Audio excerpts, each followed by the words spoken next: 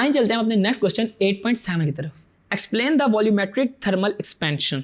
हमने इस चैप्टर में देखा कि हम जब किसी भी सब्सटेंस का टेम्परेचर इंक्रीज करते हैं यानी कि उसकी हीट को बढ़ाते हैं तो उस सिस्टम के अंदर एक्सपेंशन होती है, और सिमिलरली जब उसका टेम्परेचर लो करते हैं तो उसकी जो सिस्टम में कंट्रैक्शन होती है। ठीक है, तो अब उसने पूछा वॉल्यूम एक्सपेंशन क्या है। तो वॉल्यूम एक्सपेंशन में आपने यही बताना है कि इंक्रीज इन लेंथ, ब्रेथ या फिर thickness of the system when it is heated, कि जब हम इसको हीट करते हैं इसकी लेंथ, ब्रेथ और थिकनेस तीनों की तीनों चीज़ें बढ़ेंगी तो हमारे पास वो वॉल्यूम एक्सपेंशन कहलाएगी। ठीक है, वॉल्यूम में 3 डायमेंशन हमारे पास आ रही होती हैं।